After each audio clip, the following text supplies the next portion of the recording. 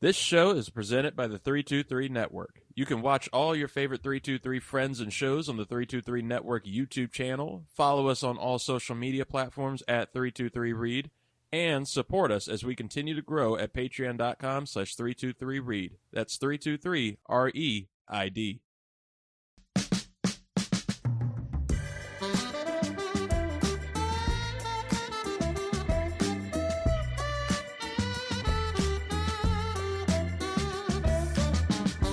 Ladies and gentlemen, welcome to the 323. I am your host, Reed Murphy. I'm really happy for you. I'm gonna let you finish. Who the fuck is that guy? Look at the show. I'm the captain. Welcome to the fucking show. Fuck Scott.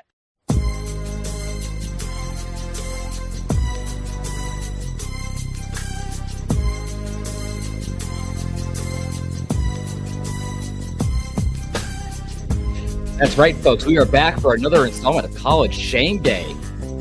I'm not by myself today. This is great. I guess I still got my permit going on, so Daddy Reed is in the passenger seat, making sure that I don't crash this car into the bushes. How's it going, Dad? Oh, I'm doing okay.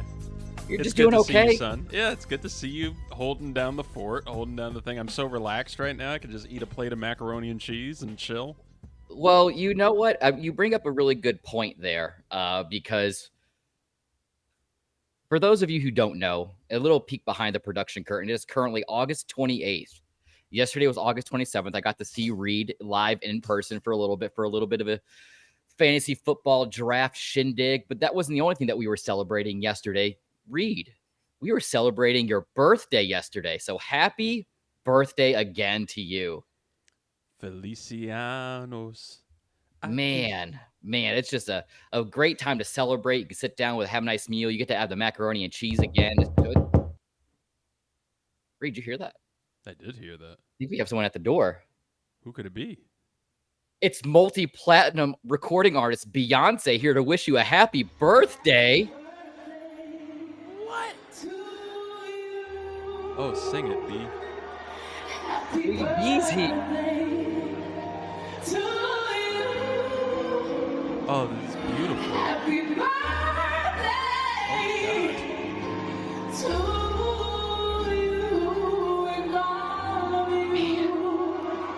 don't know if she knows my name.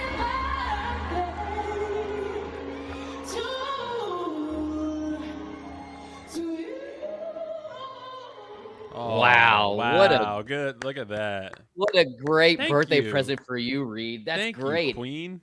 I'm so glad she remembered. I am too. She was almost as good as that random white guy on YouTube. Hey, that you easy.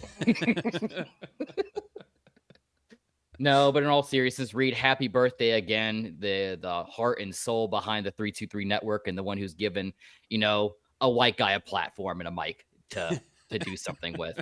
This is just great. But no, going into this week, I really wanted to try to figure out what I wanted to do because we just had the week 0 games. And of course, those went exactly the ways that we thought they were going to go. Navy got completely blown out by Notre Dame and Ireland 42-3. And then USC had a little bit of a scare. I don't know if you caught that yesterday, but it was close going into the second half, but they eventually turned it around and beat San Jose State 56-28. Caleb Williams looked a little banged up there for a little bit, but that's really nothing really to note.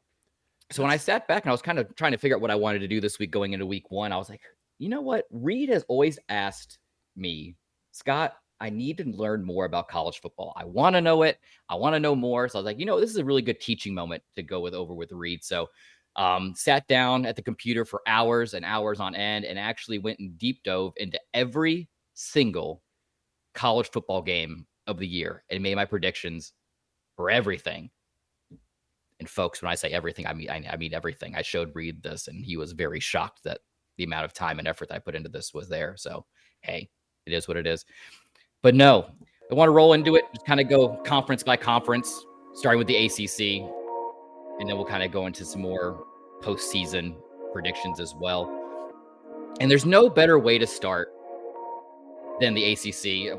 It's common knowledge at this point that I am a Florida State fanatic, and I really had to kind of quell kind of my fandom, and then like the seriousness to the predictions and all that kind of fun stuff. But with that being said, Florida State I still have coming up on top of the ACC, finishing the season 11-1.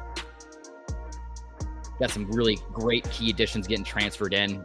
Ventral Cypress from UVA, Jaheim Bell, tight end from South Carolina, Keon Coleman, the stud wide receiver out of Michigan State, and then some smaller name players you might not know. Braden Fisk from Western Michigan. Reed, can you name any player that ever played for Western Michigan? Chuck Checkersley. Yeah. I can't fact check you right now, but that does sound like a very Western Michigan name. And then to round out, they got offensive tackle Jeremiah Byers from UTEP, who was one of the top transfers this past offseason. And then doubling up with Jaheim Bell, you got another tight end and Kyler Morlock from Shorter University. I didn't even know there was a university called Shorter University. Is their rival taller? I don't know, but shout out to the Short Kings. Griffin, I'm looking at you. That has to be their mascot, the Short Kings. It's just Short King. I feel, I know it. If that's true, then I'm going to be very, very offended. No, and then, a couple players to watch going into the season. Of course, you got Jordan Travis. We kind of talked about him last week. Heisman hopeful.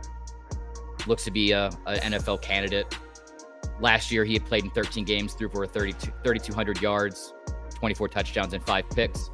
But on the other side of the ball is a big name, Jared Verse. Reed, I don't know if you ever heard his name in college football conversations before. I remember I think it was before last draft, it was talk of him possibly entering the draft and being like he would have been like one of the top tier edge rushers.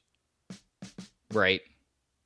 Yeah, no, he was coming out of last year. He had an injury last year. He didn't get to play as much as he really wanted to, but I mean, he still had really great production, 48 total tackles, 17 for loss, 9 sacks.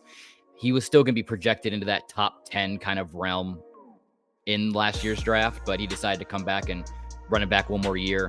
He's still projected to go very, very high in the draft at this point, especially with how much love that these edge rushers have been getting over the last couple of years in the NFL. But a couple key games to note for Florida State going into the season. And of course, the first one's the game of the week that I had from last week. It's the at home, quote unquote, in Orlando against LSU. And just so that way I'm not showing total Florida State bias, I'm actually picking LSU to win that game. But after that, you got week 4 at Clemson on the road. That's going to be another drawn out battle, trying to get over that hump of Clemson. Week 11, Miami, have them at home. I think with those late games, especially versus an ACC opponent like Miami, you don't want to get caught with your pants down kind of a situation, because you start getting comfortable, especially to go on the run like I'm kind of projecting them to go at this point. Don't want anything bad happen and that the wheels come off at the end of the season. And especially week 13, big rivalry game at Florida in Gainesville. Like I said, it's a big momentum game, last game of the season. You don't want to drop that one last second and try to get right at going into the potential conference championship with Clemson.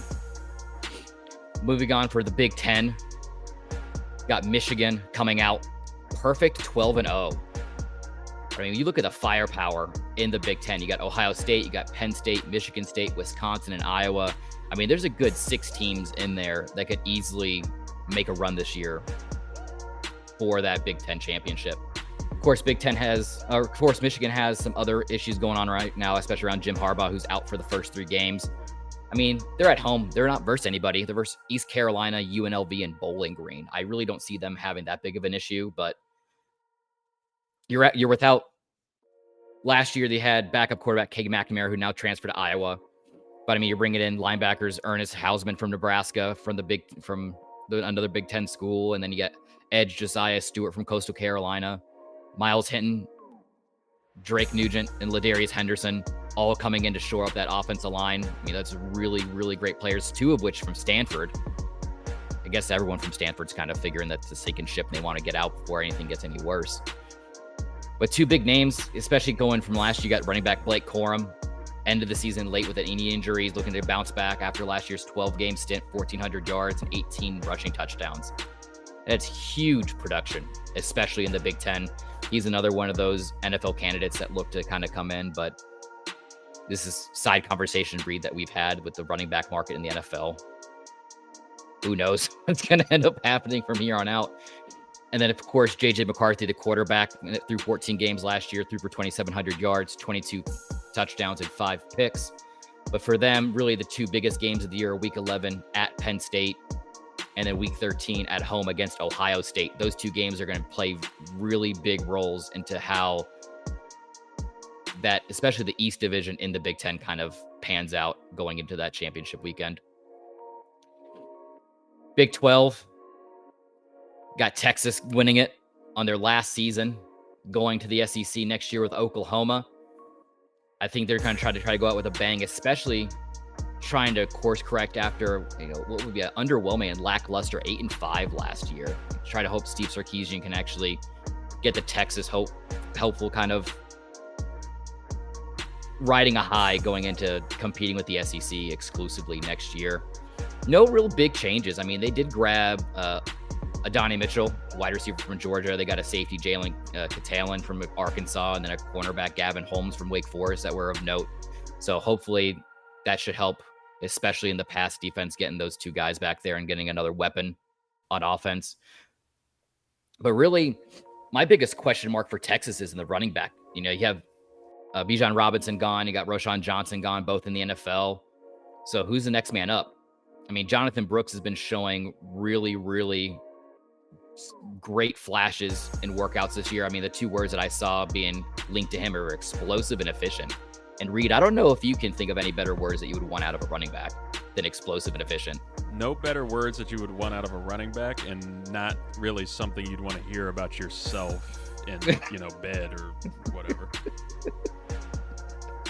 No, I mean, he's definitely a player to watch. I mean, last year he only had rushed 30 times, barely 200 yards. We got 5 touchdowns, so he has got some goal line work. But I'm actually really excited to say it one more time. Let's just say, I take it back. Explosive and efficient is maybe something you want to hear about yourself in bed.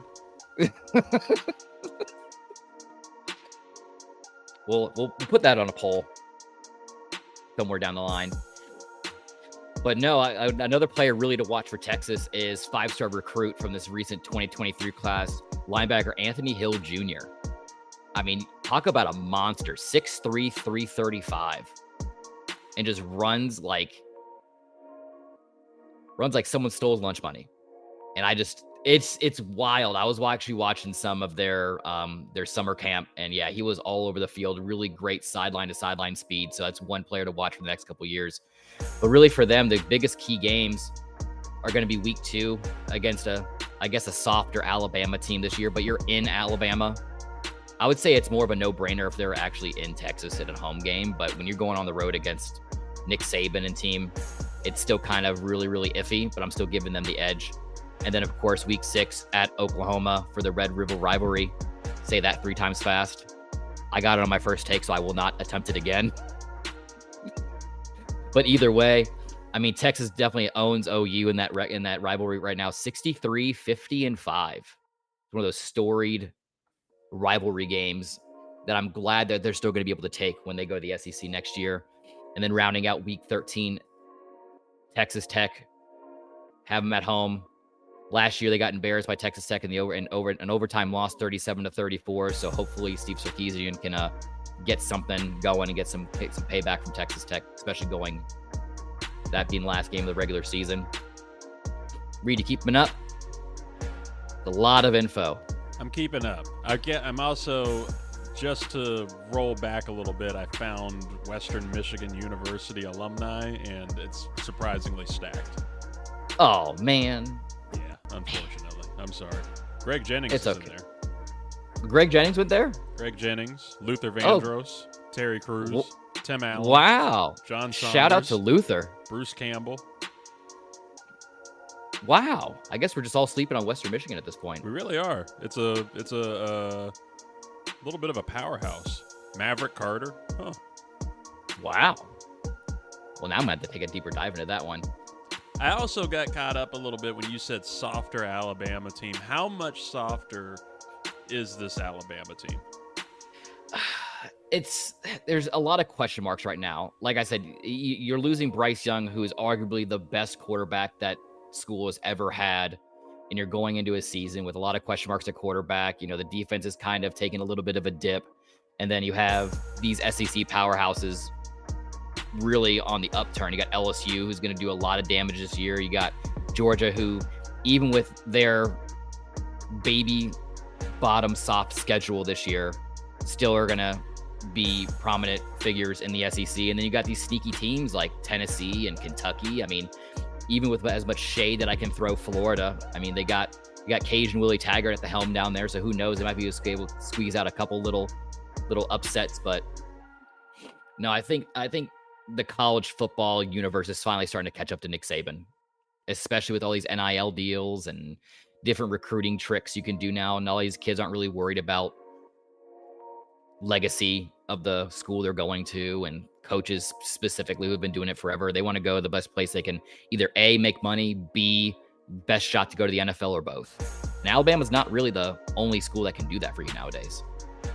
So, but since we're on Alabama talk and we were just talking about Georgia, of course, I got Georgia going 12-0 with their soft schedule going into this. I mean, look at this. You got UT Martin, Ball State, South Carolina is definitely a game to watch. Spencer Rattler and little baby Beamer coaching down there. But then you followed up with UAB. You're on the road at Auburn, which can be scary, but I don't have a lot of hope for Auburn this year. You're at home against Kentucky, on the road against Vanderbilt, then Florida, Missouri, Ole Miss, Tennessee, and Georgia Tech. I mean, really, the biggest games that I have for them is week 5 at Auburn, week 6 at home against Kentucky, and then 12 at Tennessee. Other than that, I don't really see a huge issue for them. You know, for them, their biggest things right now is you got Carson Beck coming in, filling the shoes of Stetson Bennett, who just left for the NFL, who's been lighting it up in LA. So I think a lot of the success for Georgia relies on his shoulders. But then you got to remember the kind of weapon that they have in Brock Bowers, who's a generational talent at tight end. 6'4", 230, led the team in receiving the last 2 seasons.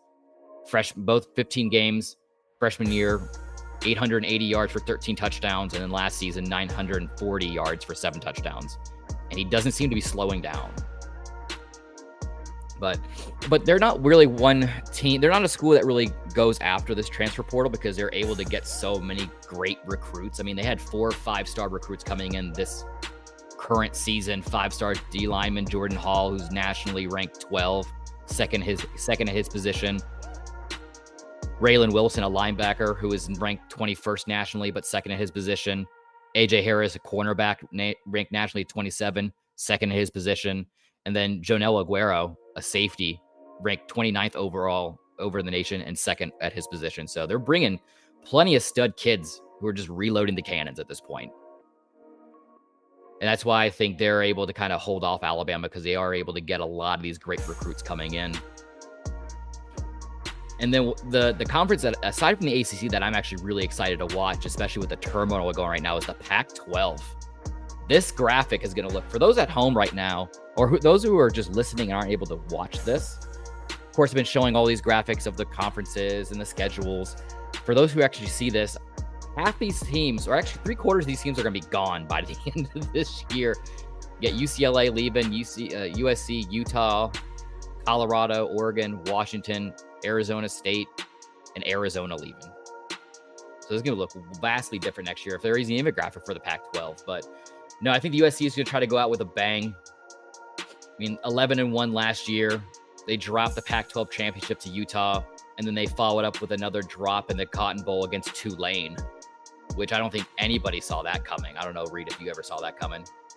I did not see that coming. No. I mean, and during the offseason, they had 15 total transfers.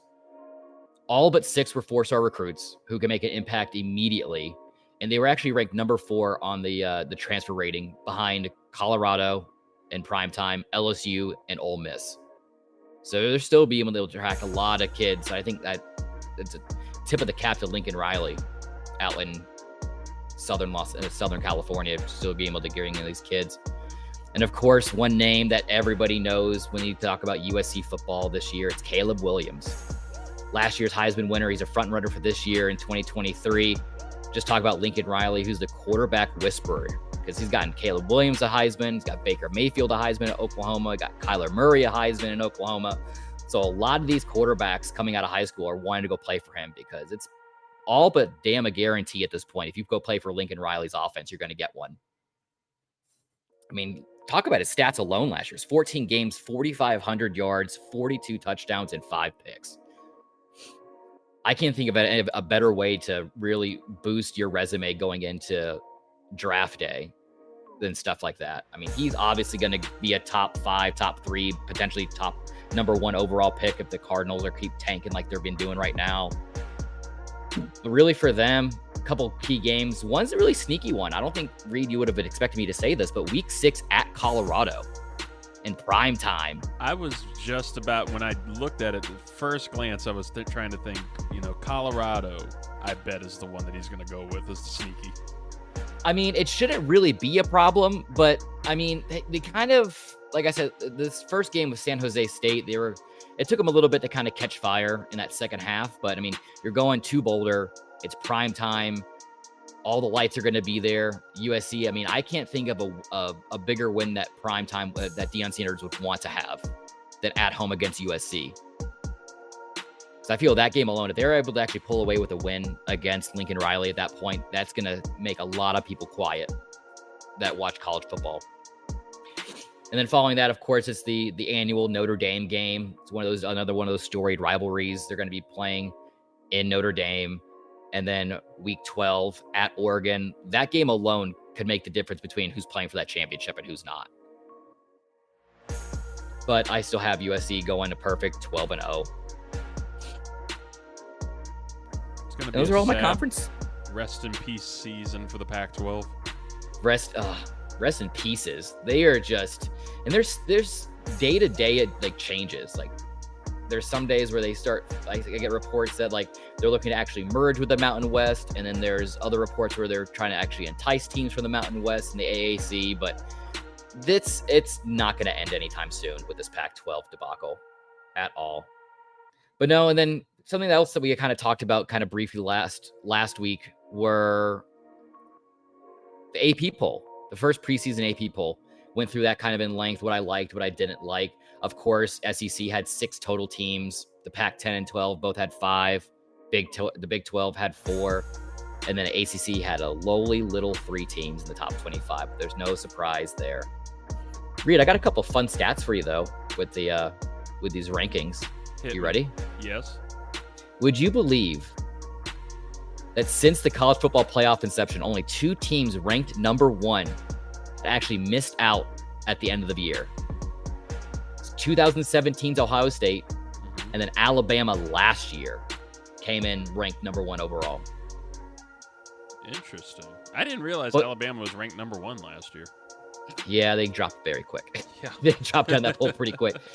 But that doesn't say that, if you're ranked number 1, that it's a guarantee that you're going to be riding it out the whole way. Because only one team has ever started number 1 and actually won a national championship. And that was that 2017 Alabama team.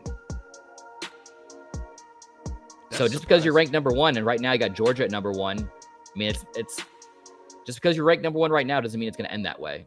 So it's still something really close to watch. It's why after everything was said and done, I did all these rankings. I actually generated my own top 25 for myself. And I do have Georgia being knocked off number 1, bumping down to number 2, being edged up by Michigan. I think Michigan's resume, if they were to go 12-0 against Georgia's 12-0, is vastly better, especially with all the Big Ten games that they have. Following up Georgia's Texas at 12-0, USC at 12-0, and then just rattling off pretty quick. Ohio State. Got Ohio State at 5, Florida State 6, LSU, Oregon, Clemson, Iowa, Michigan, Oklahoma, then Alabama all the way down there at 10-2, but they're still in there because it's still an SEC Alabama team. North Carolina, 10-2, UCLA, North Carolina State squeaking in there. I was actually more shocked that I still had them going 10-2. I had to relook at their schedule a couple times to make sure that I wasn't going crazy, and I still have them at 10-2. UTSA, one of those teams that I think are going to sneak up on a lot of people. I think that's going to be this year's Tulane. Now that they're actually playing in Tulane's conference, I think they're going to edge out and take that. Followed by Tennessee, UTEP, Coastal Carolina, another one of those teams that you don't really hear a lot of. Louisiana, Washington, Pittsburgh, Tulane, and rounding up the top 25, Penn State at 9-3. Because like I said, I think there's still a couple other 9-3 teams. you could probably put ahead of Penn State, but I think that resume with the Big Ten alone is going to help them stay in the top 25 going into next season. That top 4 there is just like a beloved. Like, I can just imagine the NCAA, all the TV sponsors just slobbering at that top 4. Oh, absolutely. And what's even more crazy is that if you were to take this top 25 going into next year, because if you don't remember, next year we're going from 4 teams to 12 teams. And for those who actually don't know a lot about that, a couple things to really know going into next year. Of course, we'll probably recap this at some point later down the line, but semifinal matchups I found will be played on weeknights, with the expectations are going to be on Thursday and Friday, so they don't go against the NFL wildcard games. Oh. But talk about a week's worth of football. Right. You got them playing on Thursday and Friday, and then you got the wild card games right after that. I'm going to be the laziest piece of shit for like 4 days. Just doing nothing. And in the middle of holiday season, too. Oh, my God. I didn't even think about that. Yeah, because, the first round games of the expanded college football playoff, those will be featured on, I think the dates that I saw was like the 20th and the 21st. So yeah, right there, smack dab in the holiday season. But a couple kind of detailed things to talk about with the upcoming college football playoff expansion. Of course, the 12 teams will be consisted of the 6 conference champions, ranked highest to lowest, of course, and then plus 6 highest ranked teams not included amongst the 6 highest ranked conference champions. So a lot of these 6 teams out. So like the run-up for the Big Ten and the Big 12 and the SEC and a lot of these teams. So if it were going to go into this year with the 12, it'd be Michigan, Georgia, Texas, USC, Ohio State, Florida State, LSU, Oregon, Clemson, Iowa, Wisconsin, and Oklahoma. So everybody but Alabama. But I think if the college football playoff committee is in charge of selecting who's going in and who's going out, if Alabama's one of those fringe teams, someone's getting bumped. And they're throwing Alabama in there. But I am so excited for that, because that's just the way the direction that this college football world's going. There's not really that much bowl game relevance anymore. You saw that a lot last year. A lot of these kids sitting because they're not risking their draft stock of getting hurt for a game that doesn't really mean anything. But I mean, expanding it to 12 and potentially even more down the line, I think that's really the only way to make bowl games even relevant anymore. I mean, hell, there was 2 Cheez-It Bowls last year. Did a 3-2-3 get a bowl game if they're getting 2? I'm saying there were some, like there was the I think Barstool had a bowl for a while. Barstool had one. Yep. Yeah, I think last year we were actually looking at all bowl games, and actually the Sarsaparilla Bowl, that was like in California, the Gasparilla Bowl, that's what it was. Kind of recapping last year's bowl game matchups. We had number 1 Georgia over number 4 Ohio State in the Peach Bowl, 42-41. That was, to me, in my opinion, that was the championship game. That game was amazing from start to finish. And then you followed it up with number 3 TCU over number 2 Michigan in a shock in the Fiesta Bowl, 51-45. After that game, you saw that TCU put up 51 points on Michigan, and they were going to be playing Georgia in the championship game. It gave you a little bit of hope that they would actually be able to put up some points on the board. And boy, was I wrong, because they got crushed with a capital C, crushed 65-7. I've never been more sad watching a football game than the middle I don't of think that. I watched the second half. I think I just watched up to the first half. I was like, fuck this. I'm not watching this anymore. That's why that Georgia-Ohio State game, that was, in my opinion, one of, if not the best game of the year last year. But it leads me to the kind of the final part of this conversation is, after all this is said and done, all the conferences are done, the top 25 is all locked in, what are these bowl games going to be looking like? So really, I got the Cotton Bowl with Oklahoma and Iowa. Got Oklahoma going over them. The Chick-fil-A Peach Bowl, Clemson facing off against Wisconsin. Wisconsin's one of those Big Ten teams that I feel that I would not be shocked if they actually squeaked out that championship this year. It's a very, very scary team. Don't sleep on them. Then you got the Fiesta Bowl, LSU and Oregon. Talk about a party. You got everyone down in Louisiana. You got all the crazy psychopaths out in Oregon playing each other. I couldn't think of 2 crazier party schools going against each other in the Fiesta Bowl, but I'm giving it to Oregon. And then rounding out a lot of these kind of not so the non, what's the word I want to look for? The non-championship bowl games, the Orange Bowl, Florida State versus Ohio State. And I got Florida State. Of course, I can't pick Ohio State to win. Got to go Florida State to win that. Going to go out with the season with a bang. And then, of course, you got the Rose Bowl, the first matchup winner going to the championship game. You got Michigan and USC. Talk about just stars aligning perfectly, because traditionally the Rose Bowl is always played against the winner of the Big Ten and the winner of the Pac-12, which I have that matchup right here. But I can't bet against Harbaugh and that Michigan team right now. That's too much firepower. And I think if they were to end that season 12-0, they're riding high into that game. Of course, it's more of an away game. USC would be playing at home in the Rose Bowl, but still give that edge to Michigan being that first team into that championship game. And then the All-State Sugar Bowl, I have Georgia going up against Texas.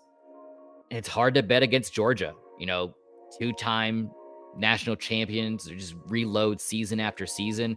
Honestly, I'm going to have them up there until they prove me wrong at this point. I can't bet against them.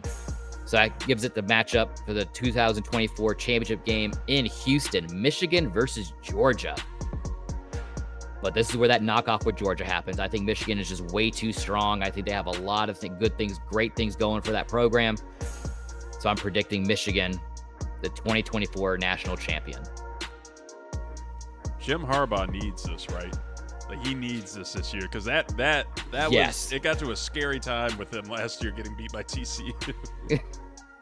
Yeah, that left a lot of bad tastes in the Michigan faithful's mouths. I think he needs that.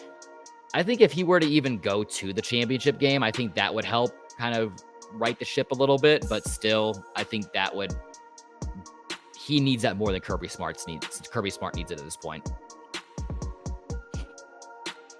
But folks, that's it. Nothing really crazy to note. You know, just it's the best time of year. College football's in full swing. Just to remind everybody again, game of the week this week is LSU versus Florida State in Orlando. 7:30 on Sunday. So, Reed, you know where you're going to find me if you need to get a hold of me. But I can tell you one game that I'm not going to watch is the Miami Bowl. Did you see the quarterback from Miami, Ohio coming out and saying the exact same thing that I said? That if they win, then Miami has to change the name. You know what? Now it has to happen. No, it just has to happen. Who is Miami's quarterback this year? There's no way it's Tyler Van Dyke, is it? Which Miami? Or who the fuck was it? Oh, the U, I guess. Oh, Convict U? Yeah, Convict U. I'm pretty sure it's Van Dyke. That's crazy. I mean, I'd be surprised if it wasn't. Didn't he get benched last year? He did for a while. You know what? Let's take a gander. Yeah, it has to be Tyler Van Dyke. Miami. I really don't see anybody else going against it. According to the Miami Hurricane, they will see the return of starting quarterback Tyler Van Dyke, rising sophomore Ja'Cory Brown, and freshman Emory Williams. Yeah, but I mean, it's kind of hard because hard not to have it be him, because I mean, he's 2,900 yards, 25 touchdowns, 6 picks. I mean, and of course, Miami's now on their third OC and third defensive coordinator. All the turmoil going down in South Beach. I mean, it's just, I don't know what Mario Cristobal's doing down there, but I don't care. Fuck him.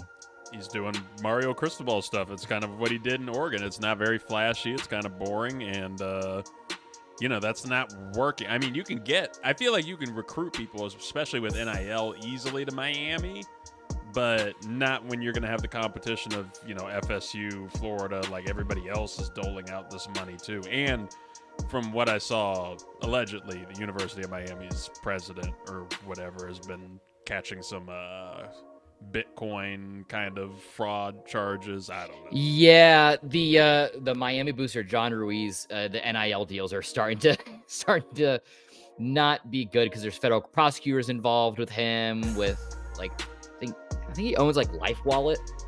Yeah, but yeah, a lot of shady things going on in Miami. But that's such. Who was it? Was it Desmond Howard? They were talking about this, and he was like, It's just so Miami. This just makes perfect sense. It's Miami. But folks, again, that is it for today's installment of College Shame Day. Thank you for joining us. Reed, thank you for joining me. This has been great. Of course, it's been fun to be here. I love seeing this in person, and it's just, I don't know. I feel so much more educated. I actually understand what I'm looking at now, so I'm excited to keep getting this education going forward. Well, you know what? That's what if we can get off this and I taught you at least one thing, I feel like it was a successful show at this point. So, can you explain to me why Navy keeps going? I actually did watch a week 0 game of Notre Dame versus Navy at 2:30 p.m. on a Saturday. Oh, no, you poor soul. Well, first off, it feels like a crime against America to beat up a military team the way that Notre Dame did to Navy. I don't think that you can put 42 points on them without looking, really badly. Right. But Navy's also continuing to do that very old college thing of like, we're going to get 11 yards on 4 plays and just kill you like that and score 3 points for the whole game. Well, see, what blows my mind now that we're talking about Navy really quick. What blows my mind, you have Navy, you have Navy, Army, Air Force. You have these who actually have really decent football programs, but you'd think that you have these men and women who are fighting for this country, putting their bodies on the line. You would think that they would be able to compete, because you look at college football back in the day, the best athletes were always in these armed force colleges. So it's like, why aren't they doing more? I mean, they're trained to kill people. You can't show up on the gridiron for 60 minutes and put up more than 3 points? Shame on you, Navy. I bet if it was water polo, they'd beat them. Oh, I liked it. Man, still can't get a joke to land, but we're going to keep going. But again, folks, thank you so much for tuning in. College Shame Day. Find this on the 323 Network. Until then, see you later.